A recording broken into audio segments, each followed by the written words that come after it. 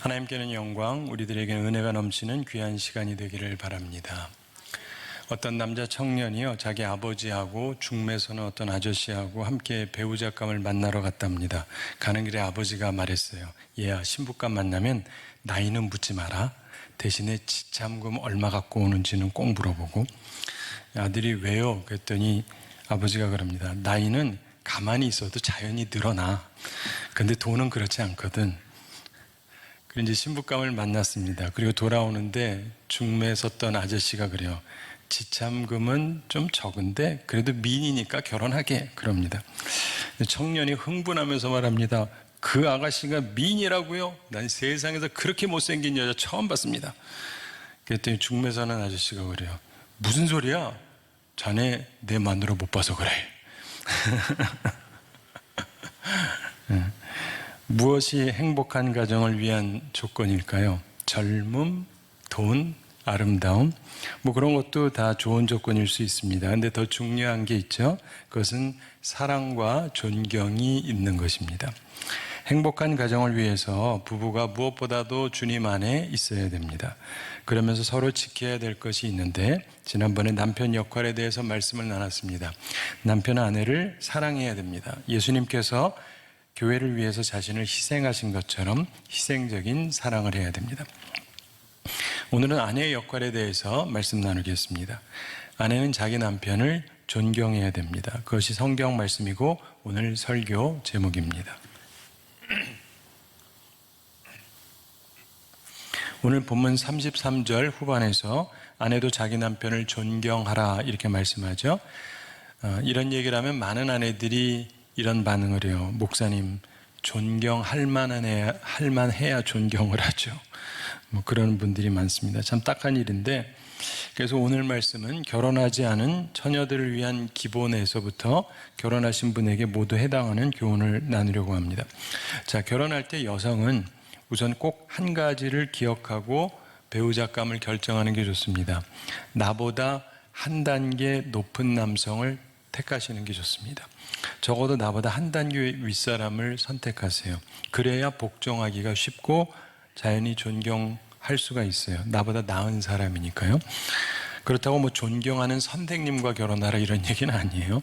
그냥 나보다 좀 나은 사람, 그래서 존경이 가능한 남성을 남편으로 삼으라는 겁니다. 이것만 지켜도 인생이 상당히 편안해집니다. 자, 우리 모두에게 하나님의 은사가 있습니다. 우리는 흔히 은사하면 성령의 은사만을 생각하는 경향이 있는데, 은사라는 단어는 헬라 말로 카리스마라고 하는 말입니다. 그 뜻이 선물이라는 뜻이에요. 근데 성경에 보면 하나님의 은사, 하나님의 선물이라는 말이 나오는데 가장 유명한 것 중에 하나가 로마서 6장 23절 말씀이죠. 죄의 삭은 사망이요 하나님의 은사는 그리스도 예수 우리 주 안에 있는 영생이니라. 하나님의 은사, 하나님의 선물은 예수님 안에 있는 영생입니다. 영생. 자, 하나님의 은사라는 단어가 신약 성경에 또 몇 군데 더 나오죠. 하나님의 은사와 부르시면 후회하심이 없느니라. 내 속에 있는 하나님의 은사를 다시 부릴 듯 하게 하기 위하여. 이런 말씀들이 나오는데 대체로 성령의 은사하고 동일한 의미를 갖습니다. 근데 또 다른 하나님의 은사가 나옵니다. 바로 고린도전서 7장 7절에 나오는데, 나는 모든 사람이 나와 같기를 원하노라. 그러나 각각 하나님께 받은 자기의 은사가 있으니 이 사람은 이러하고 저 사람은 저러하니라. 이렇게 말씀합니다. 이걸 근거로 많은 분들이 홀로 사는 것, 독신의 은사라는 말을 설명을 해요. 맞는데 하나만 알지 마시고 둘을 아셔야 됩니다. 이 말씀에서 이 사람은 이러하고 저 사람은 저러하니라 이렇게 말씀하죠. 무슨 뜻이냐? 독신이 은사가 맞아요. 그런데 마찬가지로 반대로 결혼해서 배우자가 있는 것도 은사라는 그런 말씀이에요. 매우 중요한 말씀입니다. 다시 말해서 우리는 모두 다 고린도전서 7장 7절에서 말씀하신 두 가지 은사, 두 가지 선물 중에 하나를 가지고 있어요. 두 가지 은사가 뭐냐? 혼자 사는 선물 혹은 같이 사는 선물. 배우자가 없는 것도 선물이요 배우자가 있는 것도 선물이다, 이런 말씀이요. 특이하지만 굉장히 중요한 통찰입니다. 많은 분들이 잘 모르고 있는 것 같지만 이게 성경 말씀이에요. 자, 우선 독신의 은사에 대해서 생각해 보겠습니다. 홀로 사는 것도 하나님의 은사, 하나님의 선물이라고 성경은 말씀합니다. 이 독신이라는 것은 처녀 총각만을 뜻하는 게 아니고 배우자와 사별한 사람도 포함이 되고 이혼한 사람도 포함이 됩니다. 대표적인 예가 바로 사도 바울입니다. 사도 바울은 홀로 살았죠. 근데 그가 한때 성도들을 죽이는 일에 가표를 던졌던 사람입니다. 그가 사내들인 회원이었다는 뜻인데 당시 사내들인 즉 공회 회원은 기혼자, 결혼한 사람만이 가능하다라고 하는 규칙이 있었어요. 그래서 이 사람은 분명히 결혼했던 사람이었을 겁니다. 근데 그가 홀로 살았다 이 말은 사별했든지 이혼했든지 둘 중에 하나란 뜻이죠. 근데 많은 성서학자들이 그가 이혼했을 거라고 봅니다. 이혼 당했다고 봐요. 예수님 믿는 사람이어서. 그래서 그의 아내가 이혼하자고 했을 거라고 추측합니다. 그렇다면 이혼남인 바울이 독신, 즉 홀로 거하는 것이 하나님의 은사다, 하나님의 선물을 받은 상태다라고 고백을 한 거예요. 매우 중요한 이야기입니다. 혼자 사는 것이 은혜요, 선물일 수 있습니다. 독신의 은사가 아니면 무슨 은사를 갖느냐? 결혼의 은사가 있습니다. 홀로 거하는 것도 하나님의 은사 선물이고 결혼해서 배우자랑 사는 것도 하나님의 은사 선물이다 이런 뜻입니다. 두 젊은 남녀가 연애를 했는데 근데 신앙적이면서 로맨틱하게 연애하고 싶어서 이 남자가 전보로 성경 구절을 보냈답니다.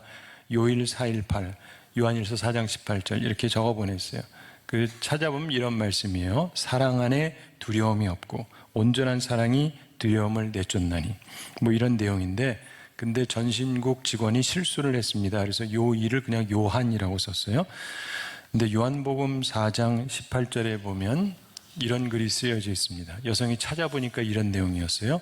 너에게 남편 5이 있었고 지금 있는 자도 내 남편이 아니니 이런 내용이었어요. 연애할 때 꼭 성구 쓰려고 하지 말고 사랑한다고 쓰시면 돼요. 근데 어쨌든 연애가 성공해서 결혼에 이르는 것도 축복입니다. 배우자가 선물이거든요. 근데 독신의 은사가 있고 결혼의 은사가 있다. 결국 이 말은 무슨 말씀이냐? 우리에게 주어진 환경, 홀로 사는 것이든 누구랑 함께 사는 것이든 하나님의 은사다, 하나님의 선물이다 이런 말씀이에요. 우리에게 이것을 깨닫는 통찰력이 필요합니다. 데살로니가전서 5장 18절에서 범사에 감사하라 이는 그리스도 예수 안에서 너희를 향하신 하나님의 뜻이니라 이렇게 말씀하셨죠.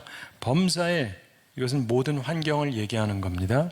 모든 일에 대해서. 그래서 홀로 사는 환경이 되든 누구와 함께 사는 환경이 되든 범사에 감사해야 됩니다. 여러분 우리가 인생을 생각해 보면요. 대체로 누구든 독신의 기간을 갖습니다. 태어날 때부터 결혼한 사람은 없잖아요. 처녀 총각 시절이 있죠. 그 기간도 선물이에요. 그리고 이후에 많은 사람들이 결혼을 합니다. 그 기간도 선물이에요. 그런데 둘이 같이 동시에 죽는 일은 극히 드물죠. 그래서 누가 먼저 가고 다른 사람은 남아요. 그래서 또 독신의 기간을 갖는 사람도 꽤 많습니다. 그게 인생이에요. 근데 중요한 것은 범사에 감사라는 것입니다. 혼자 사는 것도 같이 사는 것도 감사하시기 바랍니다. 범사에 감사해야 돼요. 오늘 우리 모두의 상황이 다릅니다. 근데 모두 감사하면서 살게 되기를 바랍니다. 남성과 여성은 사람이기 때문에 비슷합니다. 그러나 동시에 다른 면이 존재해요. 사람은 대체적으로 심리적으로 두 가지를 중시한다 그래요. 하나가 안전이고 하나가 의미입니다. 그래서 사람은 모두 안전하면서 의미 있는 삶을 살고 싶어 합니다.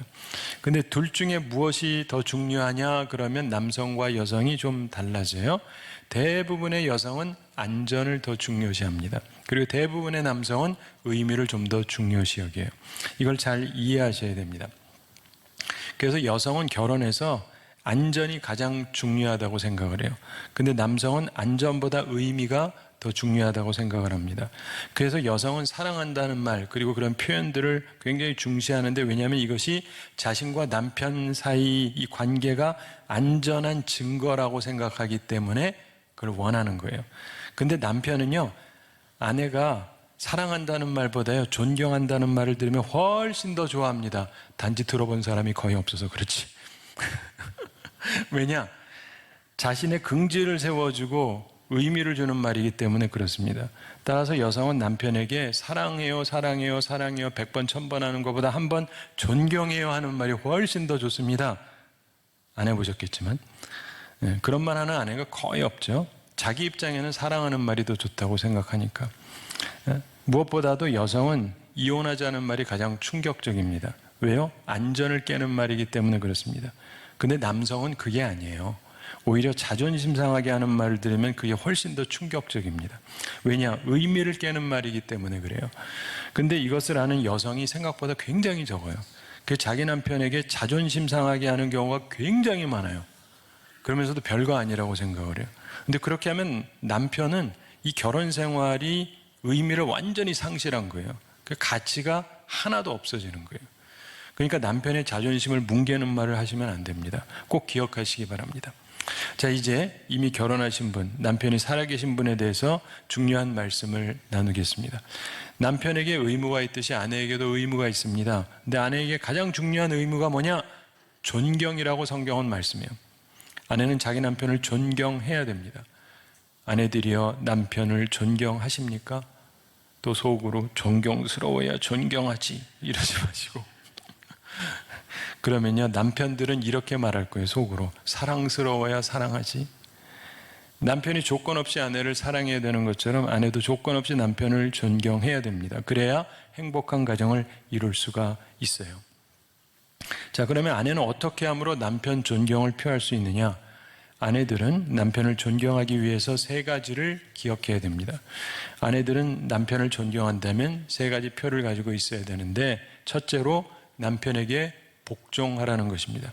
존경의 첫째 표는 복종하는 것입니다. 본문 22절에 아내들이여 자기 남편에게 복종하기를 주께 하듯 하라 이렇게 말씀하죠. 24절에서도 그러므로 교회가 그리스도에게 하듯 아내들도 범사에 자기 남편에게 복종할지니라 이렇게 말씀합니다. 혹시 이 표현이 기분 나쁜 아내분들이 계시면 이 말이 굉장히 중요한 것을 담고 있다는 것을 꼭 배우시고 깨달으셔야 돼요. 남편에게 복종하라 이 말을 다른 말로 표현하자면, 요즘식으로 듣기 좋게 하자면 이렇게 표현하면 돼요.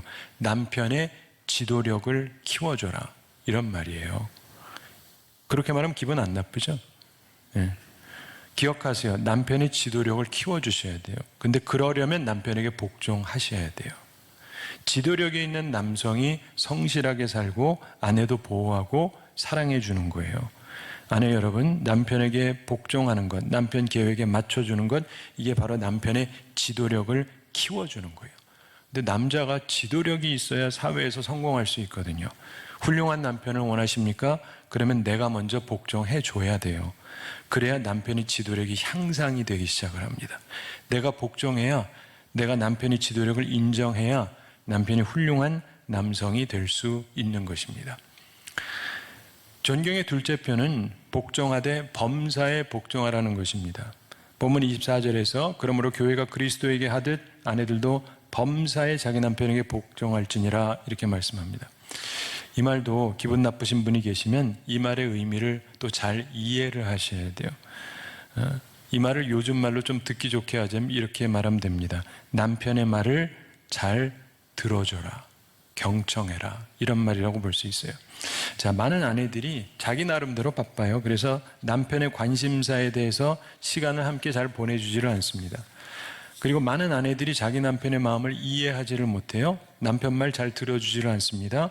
남편이 자기 말 잘 안 들어준다고 불평하는 아내들이 꽤 많죠. 그렇죠? 근데 그 말을 역으로 하면 아내들이 남편의 말을 잘 안 듣는다는 말이기도 한 거예요. 여성들이 이 생각을 안 해서 그렇지. 남편과 대화가 안 된다고 불평하는 아내들이 꽤 많습니다. 그렇죠? 근데 이걸 반대 입장에서 해석하면 아내하고 대화가 안 되는 불쌍한 남편이 꽤 많다 이런 말이에요. 이렇게 생각을 안 해봐서 그렇지. 교회가 그리스도에게 하듯 아내들도 범사에 자기 남편에게 복종할지니라. 이 말씀의 의미는 항상 내 말만 하려고 하지 말고 남편 말 좀 들어라. 그리고 내 방식으로 섬기고 봉사하려고 하지 말고 남편 말 좀 들어주고 남편이 원하는 방식으로 좀 섬겨줘라, 이런 말이에요. 남자는요, 자기 말 잘 들어주고 따르는 여성을 보면 어떤 감정이 드는지 아세요? 사랑스럽게 느껴져요. 믿거나 말거나. 잘난 척하는 여자가 아니라 자기 말 잘 들어주고 맞다고 하고 따라주는 아내라면 사랑은 당연하게, 자연스럽게, 풍성하게 솟아나게 돼 있어요. 그게 남자예요. 남편의 사랑을 받으시려면 범사에 복종하세요. 좀 이렇게 들어주시고 청종하셔야 돼요. 그러면 남편이 그 아내를 엄청나게 사랑할 거예요. 근데 여성들이 이걸 안 하니까 엄청난 사랑을 못 받을 뿐인 거예요. 이건 정말이에요. 이게 행복한 아내가 되는 비결입니다. 존경의 셋째 표는 복종하되 주님께 하듯 복종하는 것입니다. 본문 22절에서 아내들이여 자기 남편에게 복종하기를 주께 하듯 하라 이렇게 말씀합니다.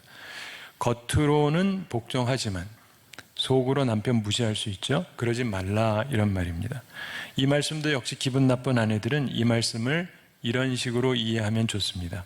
남편의 장점을 봐라. 아무리 부족한 사람도 나름대로 장점이 있어요. 굼벵이도 뒹구는 재주가 있다 그러잖아요. 다 장점이 있어요. 조금 적절하지 않은 표현일 수 있지만 우리가 예수님 섬기는 것도 그분의 장점 때문이잖아요. 마찬가지로 아내는 남편의 장점을 보셔야 돼요. 세상 사람들은 뭐라 그래도 나는 내 남편의 장점을 볼 수 있어야 돼요. 그래야 좋은 배필 아니겠습니까? 사람은 영적인 존재입니다. 자신을 존경해주는 사람을 좋아하고 사랑하게 되어 있습니다. 아내들, 남편을 존경해 보세요. 진심으로 존경하면 사랑을 받게 됩니다. 그게 하나님 말씀이에요. 하나님 말씀 진리입니다. 해보세요.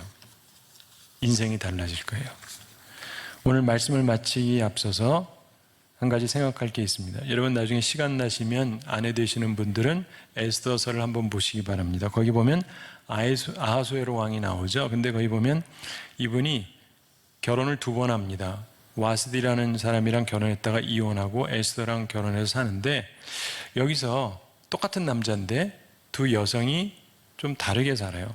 와스디는 최고의 미인이었습니다. 그리고 남편이 무진장 사랑했어요. 너무나 예뻐서 너무 사랑하고 자랑스럽게 여기는 여성인데 이 여자랑 어느 날 전격적으로 이혼을 했어요. 왜요?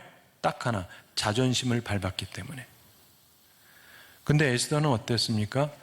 처음에야 좋았죠. 그렇지만 지나면서 보면 권태기가 와요. 그래서 남편이 이 아내를 30일 동안 한 달을 쳐다보지를 않아요.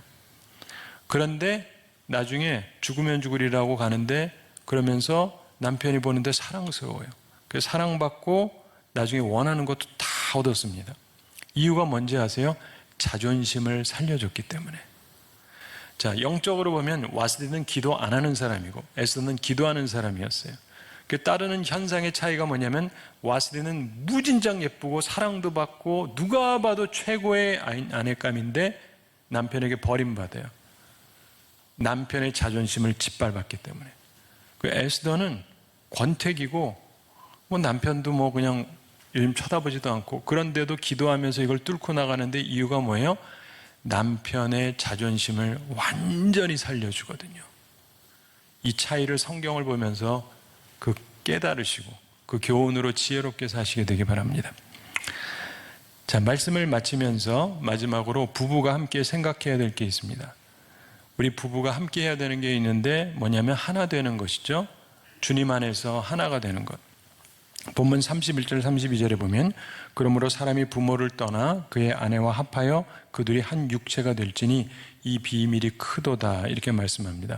부모를 떠나라. 그리고 둘이 하나가 되라. 즉 떨어질 수 없는 사랑을 하라는 거예요. 부부의 연합은 3가지 차원에서 이루어져야 됩니다. 영적으로 연합해야 되고 정신적으로 연합해야 되고 육체적으로 연합해야 됩니다. 이 온전한 총체적인 연합이 필요합니다. 특별히 마지막으로 홀로 사시는 분들 위해서 한 가지 이야기 말씀드리면 미국 역사상 가장 위대한 설교자 중에 하나로 불리는 필립 브룩스라고 하는 목사님이 계세요. 이분이 혼자 사셨습니다.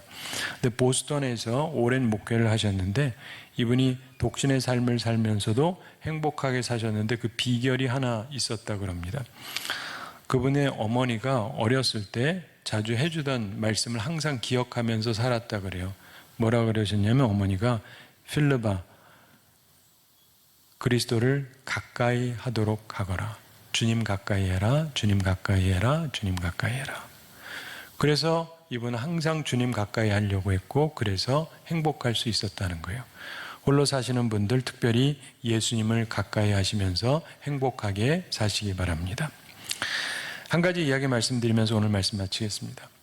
이태리 출신의 성자로 불리는 프란시스, 잘 아실 겁니다. 성 프란시스라고 그러죠. 이 사람이 본래 부유한 가정에 태어났습니다. 그리고 향락을 즐겼습니다. 근데 그러다가 회개하고 돌이켜서 모든 걸 포기하고 수도사가 됐습니다. 그런데 그가 본래 사랑하던 아가씨가 있었는데 수도사가 되면 독신의 삶을 삽니다. 근데 수도원에서 몇 년이 지난 어느 날 겨울 흰눈이 많이 내렸는데 다른 수도사들이 보니까 프란시스가 밤에 혼자 밖에 나가더랍니다. 그리고 눈사람을 만들더래요. 근데 여자 눈사람을 하나 만듭니다. 그리고는 또 그 옆에다가 어린아이 눈사람을 몇 개 만들어요. 그냥 한참 바라봅니다. 아마 그 사랑하던 아가씨랑 결혼했으면 요런 애들을 낳겠다 싶은 생각인 것 같아요. 그러다가 이제 수도원 안으로 들어갑니다. 그리고는 자기 장례식을 자기가 주례하더랍니다. 나는 죽었다. 네. 사랑하는 성도들은 우리는 이 일화를 통해서 사랑하고 결혼해서 연합하고 싶은 사람의 기초적인 마음을 보게 됩니다. 근데 참 이상한 것은요. 참 이상한 것은 대부분의 사람들이 혼자 있을 때는 외로워서 누군가랑 꼭 살고 싶어요. 근데 막상 결혼하면 참 지겨워요. 혼자 있고 싶어요. 사람들은 이렇게 청개구리 같아요. 범사의 감사가 아니라 범사의 불평. 여러분, 홀로 사시는 분들은 이 필립 목사님 기억하면서 그리스도를 항상 가까이 하시기 바랍니다. 그리고 결혼하신 분들 잊지 마세요. 내게 옆에 주어진 존재는 지겨운 존재가 아니라 하나님이 주신 은사예요, 선물. 그러니까 감사하면서 사시기 바랍니다. 근데 중요한 건 주님 말씀대로 해야 선물이 선물처럼 느껴져요. 바라기는 하나님 안에서 모든 남편들은 아내를 희생적으로 사랑하고 또 아내는 남편을 존경하면서 진정으로 하나가 되는 연합을 이루어서 행복한 인생을 살아가는 우리 모두가 되기를 우리 주님의 이름으로 축원합니다.